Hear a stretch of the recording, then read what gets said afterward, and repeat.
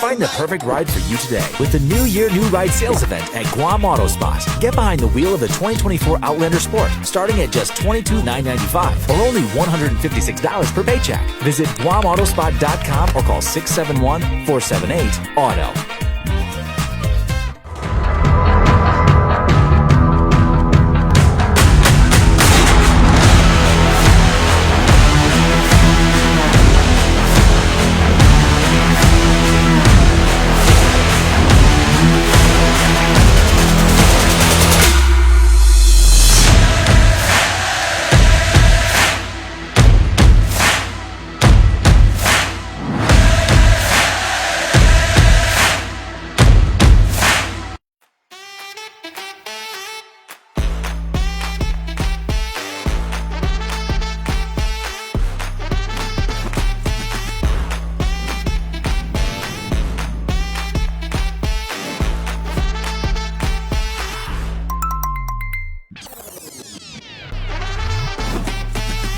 Find a plan that goes with your flow. Get unlimited local talk, text, and data at the most affordable rate with Unlimited Flow Postpaid, only at Docomo Pacific. Wendy's Guam is back with a great meal deal. Their 2 for $8 deal is the perfect way to satisfy both your hunger and your wallet. Mix, match, and choose any 2 from the Dave Single, spicy or classic chicken, and 10-piece crispy or spicy nuggets. That's right. Pick any 2 for just $8 only at Wendy's. Request 2 for $8 deal to obtain the discount. Not valid for a la carte or combo meal orders. Individual items at regular price. Excludes the saucy nuggets. Here's an exclusive Kandit Cold Stone Creamery Valentine's giveaway. Go to Cold Stone at either GPO or the Micronesia Mall from now through February 12 for a chance to win a creamy, decadent, fudge truffled ice cream cake for Valentine's Day. All you have to do is take a picture of your favorite ice cream flavor at either location and post it to your Instagram or Facebook with the hashtags heart emoji Kandit and CSC Guam V-Day and tag at Cold Stone Guam, and you'll be automatically entered to win. You want 2 entries in one visit? Take a selfie inside Cold Stone with those same hashtags and tag at Cold Stone Guam. 3 entries all at one time? Take a selfie with your loved one. Same hashtags, same tag. We will raffle a winner on February 13, and the lucky person can walk out of Cold Stone on Valentine's Day with your very own creamy, decadent, fudge truffled ice cream cake for Valentine's Day. Cold Stone Creamery, the ultimate ice cream experience.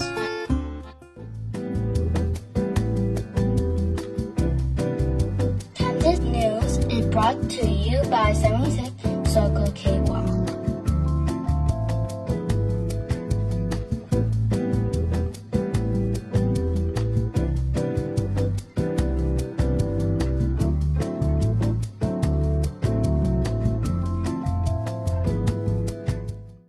Good evening, my dear friends. It is 4:31 p.m. on Tuesday, February 4, 2025. My name is Troy Torres. I apologize. We have not done a live show since Thursday. We have not done much in the way of work, except as much as possible to satisfy the agreements that we have with our advertisers as much as we could over the past several days. On early Friday morning, our very own Johnny Rosario, her eldest son, who is like a son to me, Michael John, passed away. And so I ask that you keep Johnny and all of us in your prayers. This has been a very difficult time for all of us, especially for Johnny. I have no way of imagining the nightmare that she is going through. And Anyway, that explains our absence.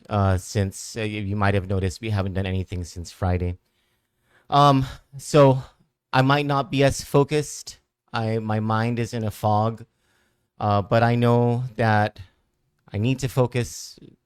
Because not only for our obligations to our advertisers, but more importantly, our obligations to all of you. I've tried my best to keep up with the national, international, and most especially the local news. Um, and so there's a whole lot to be said about what's going on locally, a whole lot that needs to be said about what's going on nationally and internationally. But let's just start small here, and not in a small way, but on two very important subjects in both the CNMI and in Guam. And I'll start with the CNMI, and I'll return to doing the morning look at what our legislators are up to starting tomorrow morning. As you can imagine, it's kind of difficult navigating the days with all the things that needs to be done in consolations and preparations and all that stuff. But I intend to begin waking up even earlier so that I can get out a morning look at the legislation starting tomorrow. There's been a bunch of legislation that has been introduced in both the CNMI and the Guam legislatures that we need to go through. But I chose for this show the two most important things to discuss. And one is the executive budget request by Guam Governor Lulian Guerrero. And I'll talk about that second. But first is a bill by the Senate president over in the CNMI. His name is Dennis Mendiola. He's from Rhoda. And he's introduced a bill. I have to imagine he has the best of intentions with this, that he intends to legislate efficiencies in how the government operates. But I have a feeling that Mr. Mendiola, like many legislators, not just there, but here in Guam, have a misunderstanding of how government finances work. So Mr. Mendiola has introduced a bill to move the Office of Management and Budget of the executive branch of the CNMI government out of the governor's control and into the Department of Finance. And according to Mr. Mendiola in his bill, the reason he's doing this is to create efficiencies and because there have been what he calls discrepancies in the financial position of the government between OMB and Department of Finance. In Guam, we have a different structure, but we call them different things, but they're the same. In Guam, our equivalent of a Department of Finance, of a CNMI Department of Finance, is the equivalent of the U.S. Department of the Treasury, and in Guam we call it the Department of Administration. Our equivalent of the Office of Management and Budget to the CNMI government is called the Bureau of Budget and Management Research. Two separate financial agencies of the governments for a very good, very big, very important and critical reason. It is the same reason that the U.S. Department of Treasury and the U.S. Office of Management and Budget or the Presidential Office of Budget is separated. And it has to do with checks and balances. Mr. Mendiola, in his grievances with the current system, has said that there have been discrepancies in the financial position of the government that have been communicated by Department of Finance and OMB. Those are not discrepancies. That is a difference between revenues and cash. Because how these financial systems work is the legislature or Congress or whatever body it is that legislates, that is the power of the purse, authorizes the executive branch to spend a particular amount of money. So for example, you may, Governor, you may, President, spend up to $100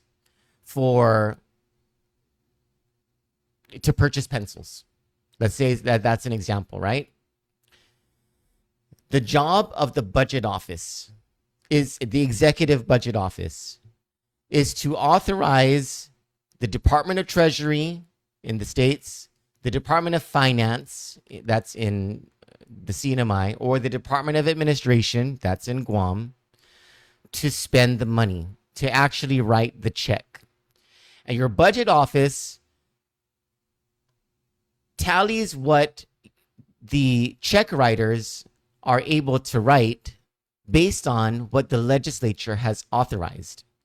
And they have to go, there's an entire system that happens, an entire process that happens in order for for the executive budget office to make sure that the agencies are not spending illegally, not spending beyond what they're supposed to spend. It's a separate office for that reason. They give the authority to the check writing division.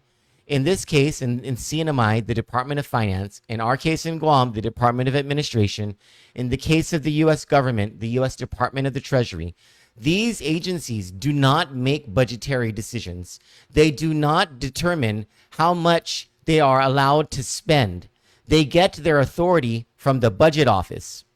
And so as I'm explaining this to you, you can already imagine all the bad things, the nefarious things, the non-transparent, the illegal spending that can happen if you combine those offices for accounting and for auditing reasons, but more importantly, for the assurance of the public that there are checks and balances, that no one is colluding in order to overspend what the legislature has given the authority to spend.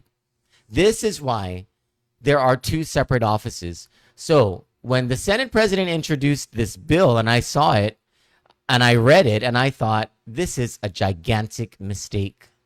Not just a mistake in breaking up the checks and balances that exist in the government over in the CNMI, but also as a legislator, because the chief duty of a legislator is to authorize the amount of money that the executive branch can spend. And if a legislator does not have a fundamental understanding of how government finances works, then there's a problem, especially if you're the leader of the Senate. In the CNMI, the Senate president is second in line to become governor. So it goes governor, then lieutenant governor, and then Senate president. And so this is a very important position. It's really critical that the Palacios administration spends some time with Senator Mendiola to help him understand why there are these checks and balances and why these two offices are separated. I don't think Senator Mendiola is not a fan of Governor Arnold Palacios.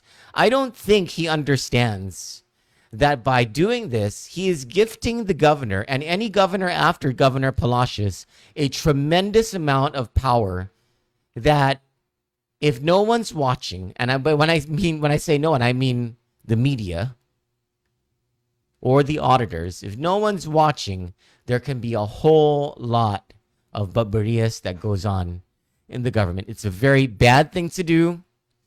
It should absolutely not pass, but more than that, the legislators, anyone who thinks that this is a good idea needs to get a little bit of a course in checks and balances and in the separation of these financial duties from the financial people themselves. There is a fundamental reason why these agencies are separated, and that fundamental reason should not be abrogated by a change in statute to allow something like this to happen. It's not a good idea whatsoever, and I hope that the CNMI legislature understands this. Moving on to in Guam, the governor submitted the executive budget request. And I'm not going to get into anything else but the revenue section, and only the revenue section as it relates to the economy. Because when I read this, I was surprised. And I'm not really sure, there's a whole lot of uncertainty in the world, a lot of uncertainty in the nation because of everything that President Trump is doing, everything that the Republican Congress is doing. And that uncertainty applies to Guam and CNMI in the sense that we have mirror image tax codes. We don't know what's going to happen when President Trump rolls out his tax cuts initiatives. We don't know how much in corporate income taxes are going to be cut or in individual income taxes are going to be cut. We don't know how much this is going to affect the revenues of the government of Guam and the CNMI. We don't know the effects. We do know the effects that the tariffs are going to have, but we don't have any long-term data that we can look at so that we can, go back a few years and say, all right, so we're going to trend this out, and this is what our estimated revenues are going to be based on the effects of the tariffs and all that stuff, right? So there's a lot of uncertainty, and in the letter that the governor submitted to the Guam legislature, where she submits the budget, the very first paragraph is all about this uncertainty and how the formulation of the budget was made based on the facts at hand and some anticipation of what's going to happen. Though there's no way of being able to plan what's going to happen next with whatever changes the Trump administration and the Republican Congress are going to make. Okay, so you have that much going for it, right? And so with all of that uncertainty, I really was thinking that our budget and our economy were in for some trouble. But apparently, because of local government revenues based on taxes, GRT being, or BPT as they call it these days, one of the second largest portion of the taxes collected, but also federal inflows, special funds, the revenues that are being taken in by GPA, GWA, the airport, the Port Authority, and all of those other autonomous agencies. And I have never seen a revenue section of an executive budget request so detailed and so transparent. And if you look at it, let me show you. Look right underneath that pie. There's in that caption right underneath that pie, and you'll see a total. Next fiscal year, the economists, the professionals who put together this revenue projection, the administration essentially, projects $2.7 billion in public revenue coming in through the local government. $2.7 billion. At the height of the Guam economy, the amount of money flowing through any given year was $5 to $6 billion. And the height of the Guam economy was right before the pandemic. You got to credit former Governor Eddie Calvo and current Governor Leon Guerrero mainly former Governor Eddie Calvo for that, because that was the first year of the Leon Guerrero administration. It was the economic policies of the Calvo administration, and of course the circumstances of tourism and the military buildup, all of that, right? And prior to the pandemic, $2.7 billion in public revenue circulating in the economy is half of our economy in the best of our years. And I have to imagine, I don't know if we've recovered to that point, if our economy is back up to the $5 to $6 billion range, but the fact that the government of Guam is going to be driving this economy with $2.7 billion, there's a whole lot to be hopeful about, because what this revenue projection is saying is that the economy is strong. Now, the economy might not be strong for those of us who need it the most. The economy is probably strong for government of Guam employees and their dependents, probably strong for military contractors, construction companies, your bigger stores, your Home Depots, your Paylesses, and United Airlines, Mats and Navigation. Perhaps the economy, and I don't know, I don't know if this is true, but I'd have to imagine that if the economy is doing so well that we are projected to pull in $2.7 billion in revenue next fiscal year, that a whole bunch of people are doing well. Now, a whole bunch of people are not doing well. And so this is, here's the need to concentrate on the issue of poverty, right? But, let's not have that deeper conversation just yet. And we always have that conversation here at Kandit. But in just to discuss this executive budget request on the revenue side of things alone, this is a very hopeful matrix of revenue projections. Let me go back to this. So the breakdown on the chart, the pie chart on the right. I'm sorry. Let's go to the pie chart on the left, and what that $2.7 billion is made of. $1 billion in general fund revenue. We'll get to that in just a second. $211 million in special funds. That I don't think that has changed much. $700 million in federal inflows. That's federal grants and aid. So that includes your food stamps, your Medicaid, and all that stuff, right? Semi-autonomous and autonomous agencies will bring in $738 million for a total of $2.7 billion, nearly $2.7 billion. Now, from the general fund, that $1 billion that's going to come in, more than half, or $534 million, is from income taxes. That's both individual and corporate income taxes. The second largest portion is the BPT. Sometimes we call it the GRT. That's $409 million. Federal sources, that's your federal matching funds and other sources, $81 million. The use tax, $7.9 million, and other sources, $7.9 million, for a total of $1 billion. Your special funds, the tourist attraction funds, going to bring in $33 million, they project, which is not, the amounts that were brought in before.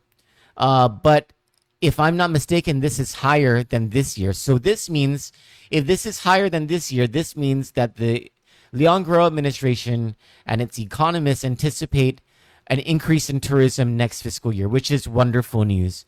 $11 million into the Guam Highway Fund, $35 million in property tax collections that will go into the Guam Educational Facilities Fund, $23.8 million in cigarette and alcohol tax collections and other sorts of taxes and fees that will go into the Healthy Futures Fund, $21.5 million in revenues into the Solid Waste Operations Fund, and other sources totaling $85 million, for a total special funds of $211 million. These special funds are a greater indication of economic growth in the middle class for a whole bunch of different reasons. So that's another signal of something good. Then you have your autonomous agencies and semi-autonomous agencies. The chart on the right of the screen, GMH is expected to pull in $231 million, which I'm assuming is already short of their operational expenditure needs, because that has been the nature of GMH. GWA is going to pull in $138 million. The Port Authority, $54 million. Gura, $73 million. GPA, $94 million. The airport, $56 million. And other autonomous and semi-autonomous agencies, $89 million, for a total of $738 million in autonomous and semi-autonomous agency revenue collections. And in terms of the federal inflows, US DOE is going to provide $51.9 million. HHS, now this is going to be your SNAP, Medicaid, and those sorts of things, $256 million. Department of Interior, if I'm not mistaken, that's compact impact funding. No, I'm sorry, that's not compact impact funding. We don't have that anymore. Thanks, James Moylan. This is interior funding of $15 million. U.S. Department of Transportation, primarily roads, $60 million.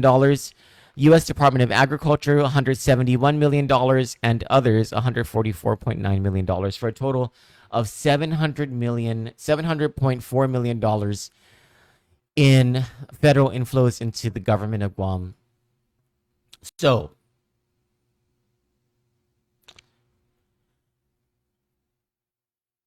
someone's doing something right. The local government being able to project and hopefully, and they've had a great track record over the past several years of actually bringing in the money that they say that they're going to bring in, and some, and more. So if this materializes, $2.7 billion flowing into the economy, that's going to keep our heads above water. Money of our heads above water. Now, the administration needs to concentrate on those who are not going to be as positively impacted by this as others will be. This whole gap between the rich and the poor, and what seems like a growing gap between the rich and the poor, needs to be very much dealt with. We've talked a lot about regressive taxes, like the income taxes, like the BPT, and how much more needs to be done in the way of reducing the tax burden on the poor and on the middle class. So Sean Gumatauta has this bill to roll back the BPT to 4%, 4 percentage points for everybody. I would imagine that they would leave the 3% for the 80% of businesses that are on the 3% BPT. I would hope that they're keeping that. But what if the legislature and the administration could compromise and on tax cuts and target this better? So when I interviewed Governor Lulian Garam, by the way, Isaac Nirbapo, our one of our producers who is working on that interview that I did with the governor on GMH, on the new GMH, he got very sick right after the filming, and so he wasn't able to work on producing the segment until yesterday. He started back on working it, so there will be something soon. Pray for Isaac, please, that he has health issues, and we need him around forever and ever. But in the interview with the governor, she talked about how rolling back the BPT from 5% to 4% will be a boon for these mainly for big off-island companies who are participating in the military buildup. And what you're going to roll back is $80 million in revenue. We're going to lose $80 million in revenue if that's rolled back. Why do we have to give off-island companies making a big buck off of our military buildup here financial relief?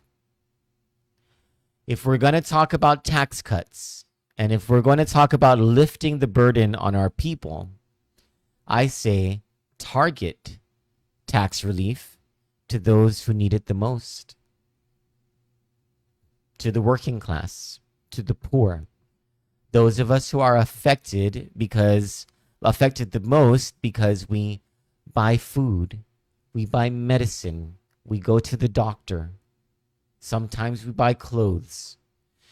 I mean, just these things. So if there's going to be tax relief, I would hope that senators are able to work with the governor to provide that tax relief for the middle class and for the poor, and not for the companies that are from off-island who should be paying their share of taxes and who we should absolutely be milking for our posterity, for our future, because they're making that money off of our backs and in our backyard.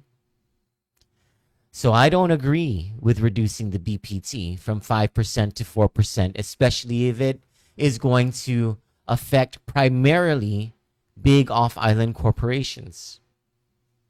If there's a way to segregate that and allow our big corporations who are locally chartered, who have been doing business here for the past 10 years or longer, if they can get a rollback to 4%, fine. That's fine. That's good. That might be a good thing. That might help to keep grocery prices down.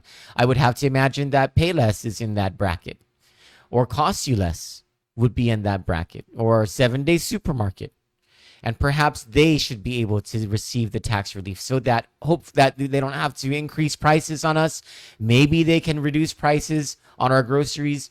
Maybe they can hire more people to work in those stores, or give pay raises or longer hours of pay, or give their employees more hours, or extend their hours of operation. Whatever the case may be, that would be good for that. Fine. But to give tax relief to big off-island corporations, that's not in our interests. Tax relief should be for the poor and the middle class. Things that affect the poor and the middle class, in order to close this gap between a hopeful economy in next fiscal year that's being projected for next fiscal year, and making sure that those of us who are on the ground feel that economic growth. But I mean, just on this revenue portion alone, the administration is doing something right. The legislature over the past few years under Joseph Augustine's budgeting been doing something right. Got to hand it to them. For Kandit News, thank you so much for joining me. Sorry that I don't have the spunk that I normally have, but bear with us. Our healing is going to take some time. For Kandit News, I'm Troy Torres. God bless you all.